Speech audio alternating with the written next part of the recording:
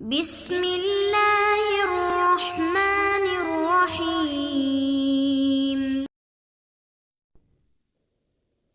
اعوذ باللہ من الشیطان اللعین الرجیم، بسم اللہ الرحمن الرحیم۔ نحمدہ ونصلی علی رسولہ الکریم وآلہ الاطہار۔ عزیز طلاب اکرام، کتاب توضیح المسائل کے اسباق ہم مسلسل پڑھ رہے ہیں، جن اسباق میں سے آج ہم سبق نمبر 97 شروع کر رہے ہیں کہ جس کا عنوان گزشتہ سبق کی طرح معاملہ فسخ کیے جانے کی صورتیں ہے۔ معاملہ فسخ کرنے کی صورتیں ہم نے گزشتہ درس میں 4 پڑھی تھی، اور آج کے اس سبق میں ہم 5ویں صورت سے شروع کریں گے۔ تو آئیے شروع کرتے ہیں کہ معاملہ فسخ کرنے کی 5ویں صورت کون سی ہے۔ 5ویں صورت، فریقین میں سے ایک فریق دوسرے کے ساتھ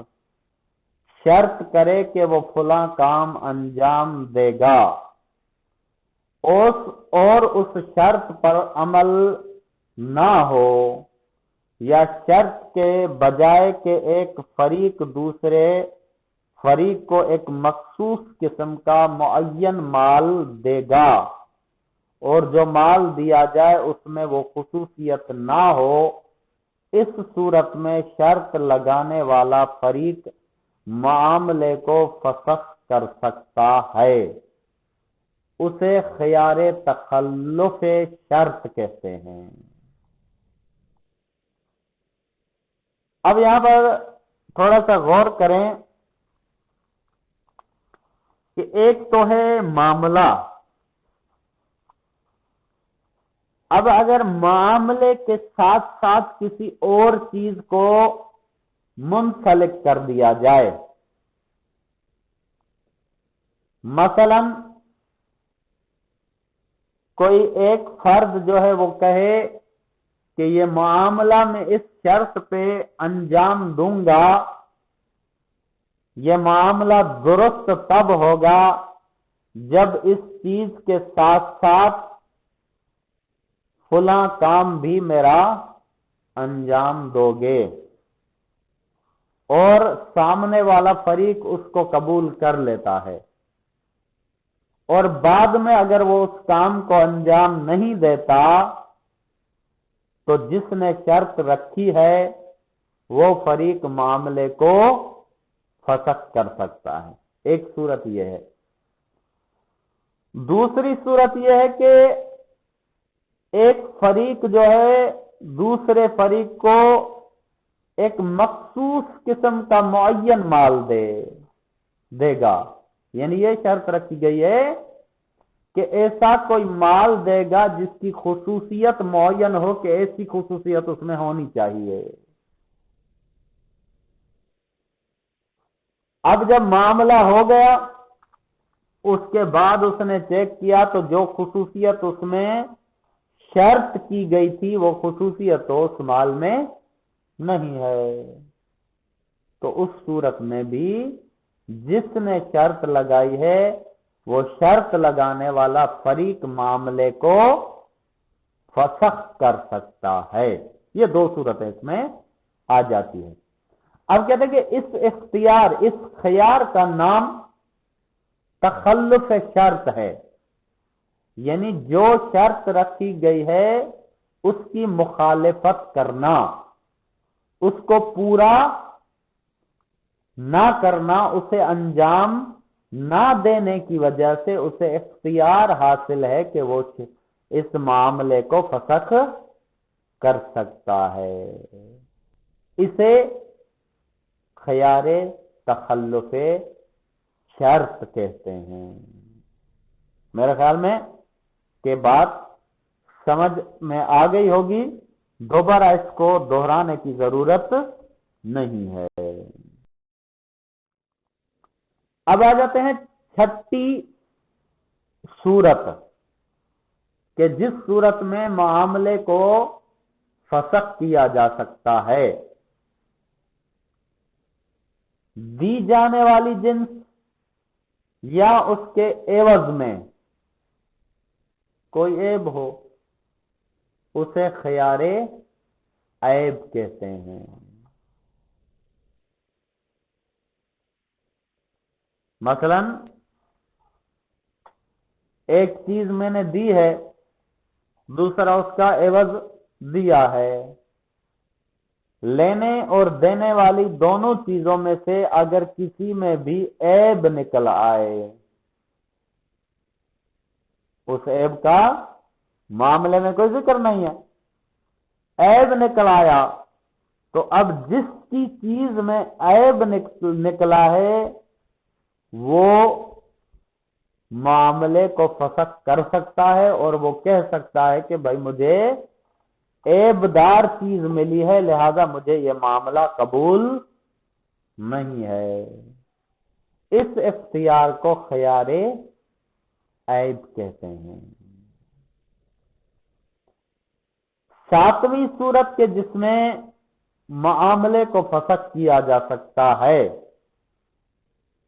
یہ پتا چلے کہ فریقین نے جس جنس کا سودا کیا ہے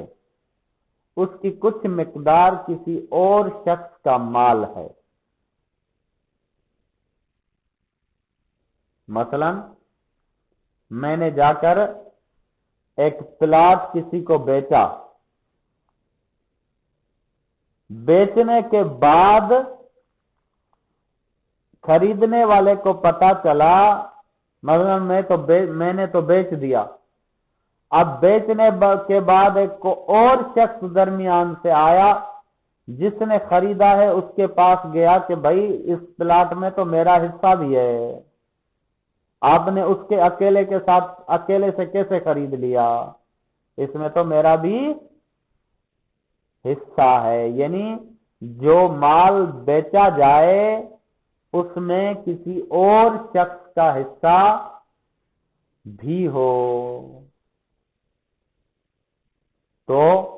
اس صورت میں اب اگر اس کا مالک راضی ہو جاتا ہے ٹھیک ہے، اگر مالک راضی نہیں ہوتا تو پھر اس معاملے کو فسخ کیا جا سکتا ہے. اسے خیار شرکت کہتے ہیں. پڑھ لیتے ہیں آگے. اس صورت میں اگر اس مقدار کا مالک سودے پر راضی نہ ہو تو خریدنے والا سودا فسخ کر سکتا ہے. اب جس نے آ کے دعویٰ کیا کہ بھائی اس میں تو میرا حصہ بھی ہے، اگر وہ جس کا حصہ ہے وہ اس میں راضی ہو جاتا ہے اس معاملے پر پھر تو ٹھیک ہے، اگر راضی نہیں ہوتا تو جو خریدنے والا ہے وہ معاملے کو فسخ کرنے کا حق رکھتا ہے. اگر اتنی مقدار کی ادائیگی کر چکا ہو تو اسے واپس لے سکتا ہے. کہہ رہے ہیں کہ اگر اتنی مقدار جو اس کی مثلا تیسرے شخص کی ہے اس کی ادائیگی کر چکا ہے تو اسے واپس بھی لے سکتا ہے اور معاملے کو فسخ بھی کر سکتا ہے. اسے خیار شرکت کہتے ہیں. کیوں؟ اس وجہ سے کہ جس جنس کو بیچا گیا ہے اس میں کوئی اور بھی شریک ہے.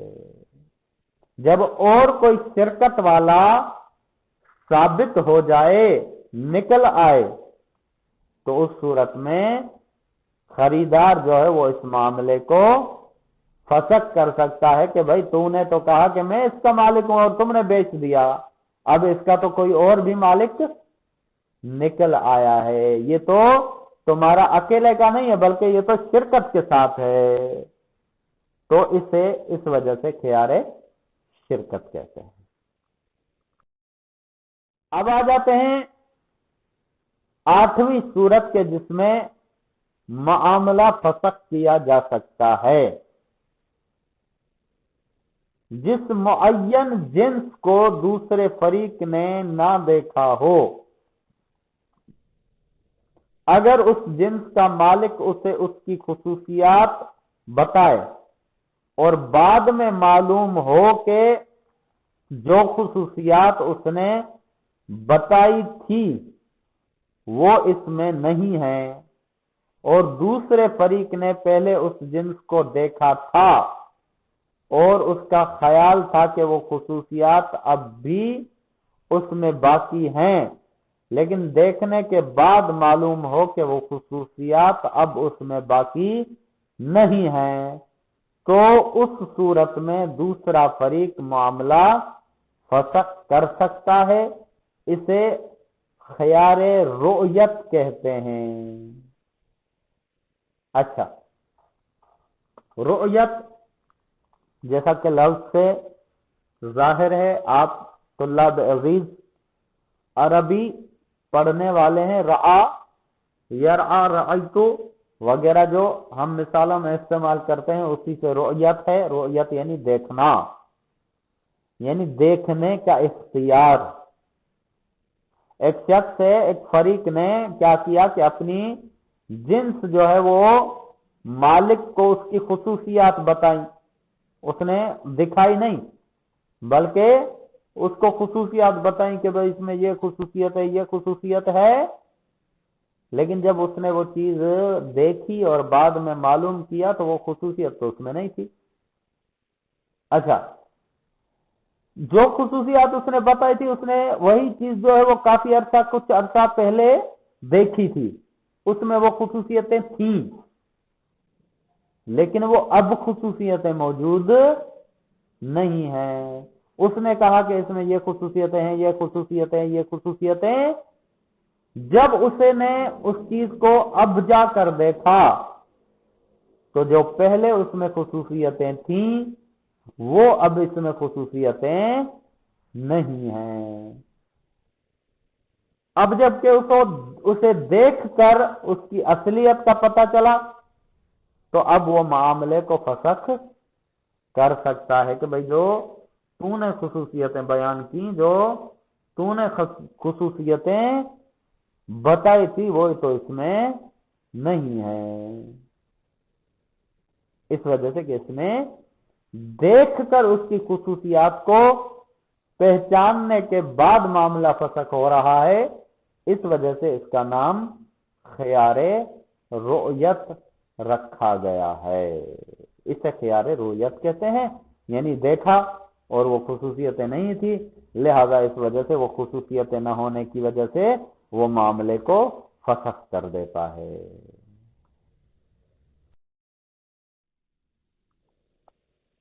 نویں صورت کہ جس میں معاملہ فسخ کیا جا سکتا ہے، معاملہ فسخ کرنے کا اختیار حاصل ہے۔ خریدار نے جو جنس خریدی ہو اگر اس کی قیمت 3 دن تک نہ دے اور بیچنے والے نے بھی وہ جنس خریدار کے حوالے نہ کی ہو تو بیچنے والا سودے کو ختم کر سکتا ہے۔ کہیں گے مثلا خریدار نے جو جنس خریدی ہے اس کی قیمت 3 دن تک نہ دے اور خریدار نے بھی اس کے حوالے چیز جنس نہیں کی تو بیچنے والا جو ہے وہ معاملے کو ختم کر سکتا ہے۔ لیکن ایسا اس صورت میں ہو سکتا ہے جب بیچنے والے نے خریدار کو قیمت ادا کرنے کی مہلت دی ہو۔ اگر 3 دن کی مہلت اس نے دی ہے تو اس صورت میں، لیکن مدت معین نہ کی ہو، مدت معین اس نے نہیں کی لیکن مہلت دی ہے کہ ٹھیک ہے بعد میں دے دینا، اور اگر اس کو بالکل مہلت نہ دی ہو تو بیچنے والا قیمت کی ادائیگی میں معمولی سی تاخیر سے بھی سودا ختم کر سکتا ہے۔ کہیں گے اس کو اگر مہلت دی ہے کہ بھائی بعد میں دینا تو 3 دن کے بعد وہ سودا ختم کر سکتا ہے، لیکن اگر مہلت بالکل بھی نہیں دی، اس نے کہا ہے کہ بھائی قیمت دے دو اور اس نے معمولی سی بھی تاخیر کی تو اس صورت میں بھی وہ سودا فسخ کر سکتا ہے۔ اور اگر اسے 3 دن سے زیادہ مہلت دی ہو تو مدت پوری ہونے سے پہلے سودا ختم نہیں کر سکتا۔ کہہ رہے ہیں کہ اگر معین کی ہو اور وہ مدت جو ہے وہ 3 دن سے زیادہ ہے، مثلا اسے کہا ہے کہ 10 دن کے بعد قیمت دینا، تو اس صورت میں مدت ختم ہونے سے پہلے وہ سودا ختم نہیں کر سکتا۔ اس سے یہ معلوم ہو جاتا ہے کہ جو جنس بیچی ہے اگر وہ بعض ایسے پھلوں یا سبزیوں کی ہو جو 3 دن سے پہلے ضائع ہو جاتی ہے تو اس کی مہلت کم ہوگی، اسے خیار تاخیر کہتے ہیں۔ کہنے کہ مثلا جو جنس اس نے بیچی ہے وہ اس قسم کی ہے جو کہ 3 دن میں ضائع ہو سکتی ہے، تو اس کا مطلب ہے کہ اس کی مہلت جو ہے وہ 3 دن سے کم ہوگی، زیادہ تو نہیں ہوگی، ورنہ وہ چیز خراب ہو جائے گی۔ خلاصہ یہ کہ جب اسے مہلت ہو یا جتنی مہلت دے، اگر یا جتنا وقت معین کیا گیا ہے، یا اگر مہلت نہیں دی، بالکل بھی نہیں دی، تو اگر وہ قیمت دینے میں تاخیر کرے، اگر معین نہیں کی لیکن مہلت دی ہے تو کم از کم 3 دن، زیادہ سے زیادہ 3 دن، اگر مہلت مثلا معین ہوئی ہے تو اتنی مہلت کے بعد، اتنے دنوں کے بعد اس کی مہلت ختم ہو جاتی ہے، تو جو حد معین کی گئی ہے یا جب اسے قیمت دینی ہے اگر اس سے تاخیر ہو جائے تو اسے وہ معاملہ بیچنے والا جو ہے وہ معاملے کو ختم کر سکتا ہے، اور اسے خیار تاخیر کہا جاتا ہے کہ مؤخر کرنے کی وجہ سے جو مدت تھی یا جو مہلت تھی، جو وقت معین کیا گیا تھا، اس میں تاخیر کرنے کی وجہ سے اس معاملے کو ختم کیا جا رہا ہے، اور وہ بیچنے والا حق رکھتا ہے کہ اپنی چیز کی قیمت معین وقت پہ نہ ملنے کی وجہ سے، تاخیر کرنے کی وجہ سے اس معاملے کو ختم کر سکتا ہے۔